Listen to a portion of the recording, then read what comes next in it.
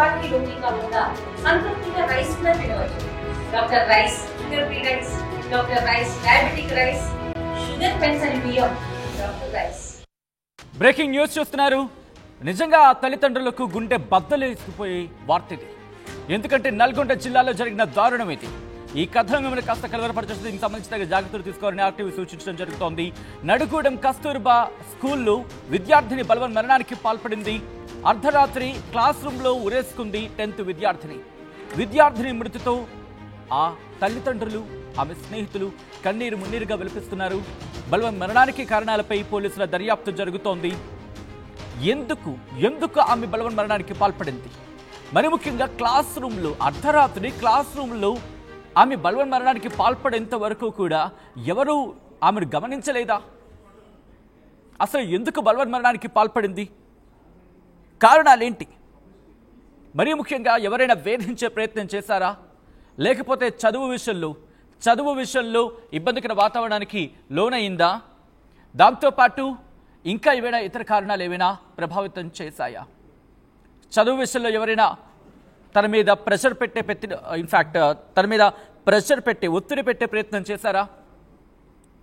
లేకపోతే ఆకతాయిల వేధింపులు ఏమైనా ఎక్కువయ్యాయా? లేకపోతే ఇంకేమైనా కారణాలు ఉన్నాయా? ఇవన్నీ కూడా ప్రస్తుతం పోలీసుల ఇన్వెస్టిగేషన్లు బయటకు రాబోతోంది. ఏదేమైనప్పటికీ ప్రస్తుతం ఈ ఘటన అయితే మాత్రం నల్గొండ జిల్లా వ్యాప్తంగా, ఉమ్మడి నల్గొండ జిల్లా వ్యాప్తంగానే కాదు, 2 తెలుగు రాష్ట్రాల్లో కూడా తీవ్ర దిగ్భ్రాంతి గురి చేసే వ్యక్తి, తీవ్ర దిగ్భ్రాంతి గురి చేసే వార్త ఇది. ఎందుకంటే ఈ వ్యక్తికి సంబంధించి ఆలోచించండి. మనం మాట్లాడుకుంటూ ఉంటాం. అదిగో మీరు చూస్తున్నారు ఆ బాలిక మృతదేహాన్ని అంబులెన్స్లో తరలిస్తున్న విజువల్స్ అవి. This is the disturbing content, viewer description is advised. ఈ కథనం మిమ్మల్ని కాస్త కలవరపరచవచ్చు. దీనికి సంబంధించిన జాగ్రత్తలు తీసుకోవాలని ఆర్టీవీ సూచించడం జరుగుతోంది.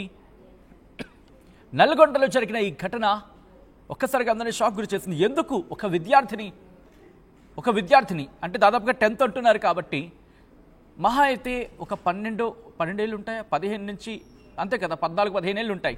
12 కాదు కదా, 14-15 ఏళ్ళు ఉంటాయి అంతే కదా. అటువంటి బాలిక ఎందుకు ప్రాణత్యాగానికి ప్రయత్నించింది? ప్రాణం తీసేసుకోవాలి అనేంతలా ఎందుకు ఆమెకు ఆ థాట్స్ వచ్చాయి?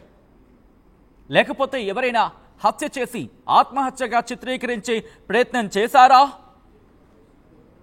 ఇవన్నీ కూడా ఇప్పుడు ప్రస్తుతం అనేక ప్రశ్నలకు తావిస్తోంది. డీటెయిల్డ్ ఇన్ఫర్మేషన్ తెలుసుకునే ప్రయత్నం చేద్దాం. మా ప్రతినిధి పెట్రీషియా అప్డేట్స్ అందించేందుకు సిద్ధంగా ఉన్నారు. పెట్రీషియా, ఈ ఘటనకు సంబంధించి ఇన్వెస్టిగేషన్ ఎంతవరకు వచ్చింది? పోలీసుల ఇన్వెస్టిగేషన్లో ఎటువంటి అంశాలు వెలుగులోకి రావడం జరుగుతోంది? నల్గొండ జిల్లాలో దారుణం చోటు చేసుకుంది. నడిగూడెం కస్తూర్బా స్కూల్లో కూడా విద్యార్థి బలవన్ మరణానికి పాల్పడింది. అర్ధరాత్రి క్లాస్ రూమ్ లో ఉరివేసుకొని మరీ చనిపోయింది.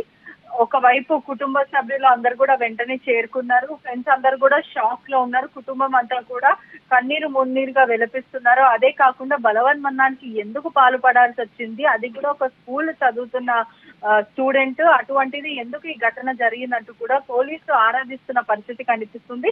ఇటీవల కాలంలో కూడా తరచూ అంటే మొన్న చూసుకుంటే కూడా ఒక బీసీ స్టూడెంట్ యాదాద్రి భువనగిరిలో కూడా తను ఉరి వేసుకొని బలవన్ మరణానికి పాల్పడింది. తను ఒక 5th క్లాస్ చదువుతున్న స్టూడెంట్. ఇంట్లో ప్రెషర్ చేయడం కానీ, నేను బయట ఉండను, తల్లిదండ్రులతో మీతోనే ఉంటాను అన్నప్పటికీ కూడా తల్లిదండ్రులకు ఉంచుకోకుండా హాస్టల్లో అయితే ఉన్నత చదువులు చదవచ్చు, మీరు హ్యాపీగా ఉండొచ్చు అంటూ కూడా తల్లిదండ్రులు ప్రెషరైజ్ చేయడం, ఆ తర్వాత పిల్లలు కూడా తమ లోన్లీనెస్ కి గురవ్వడం, డిప్రెషన్ లో వెళ్ళిపోవడం తరచూ ఇటువంటివి జరుగుతున్నాయి. అదే కాకుండా రీసెంట్ గా కూడా 9th క్లాస్ స్టూడెంట్ రసల్పురం తమిళనాడులో కూడా చనిపోయిన సిచ్యువేషన్ అయితే ఉంది. 16 years ఓల్డ్ గర్ల్ కూడా ఇంటర్మీడియట్ చదువుతున్న స్టూడెంట్ ఖమ్మంలో చనిపోవడం కూడా జరిగింది. ఇదంతా కూడా మేనేజ్మెంట్ లోపం, నిర్లక్ష్యం కూడా ఉంటది. ఖచ్చితంగా ఇంట్లో పేరెంట్స్ చూసుకున్నంత కూడా ఎవరు కూడా చూసుకోలేరు. మేనేజ్మెంట్ కూడా తరచూ చెక్ చేస్తూ ఉండదు. పిల్లలు తింటున్నారా, ఏం చేస్తున్నారు, అసలు వాళ్ళకి ఓకేనా, వాళ్ళ పరిస్థితి ఏంటని కూడా చెక్ చేసుకునే పరిస్థితి అయితే ఉండదు.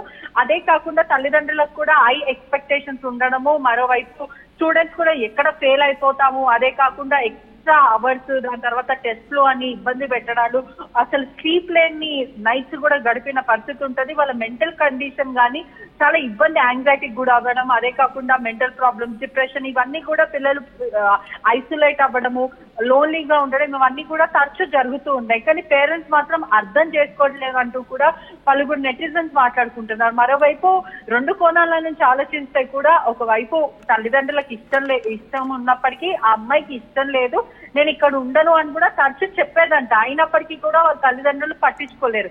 లేదా ఇంకేదన్నా వేధింపులకి గురి చేశారా, మేనేజ్మెంట్ ఒత్తిడి పెట్టిందా, లేకపోతే ఇంకేదైనా కారణం ఉందా, ఎందుకు ఆ స్టూడెంట్ బలవన్మరణానికి పాల్పడిందని కూడా ప్రస్తుతం క్వశ్చన్ మార్క్ ఉన్నట్టు, ఎవరైనా హరాస్మెంట్ చేశారనే విధంగా కూడా ప్రస్తుతం క్వశ్చన్ మార్క్ ఉంది. కానీ ఏదేమైనప్పటికీ కూడా ఇటీవల కాలంలో స్టూడెంట్స్ కూడా లోన్లీగా ఉండడానికి కానీ, లేకపోతే ఒక ఐసోలేటెడ్ ఏరియా అంటే ఒక రూమ్ లో 2-3 పెట్టేసి అక్కడనే చదువుకోమని, అక్కడనే ఉండమని, ఇదంతా కూడా చాలా ఇబ్బందిగా ఉంది. ఫుడ్ సరిగ్గా ఉండట్లేదు అంటూ కూడా ఎప్పటి నుంచో స్టూడెంట్స్ అందరూ కూడా ఆవేదన వ్యక్తం చేస్తారు. తమ ఇంట్లో నుంచి హాలిడేస్ తర్వాత తిరిగి హాస్టల్ కి వెళ్ళాలి, స్కూల్ కి వెళ్ళాలంటే కూడా రోధిస్తున్న పరిస్థితి.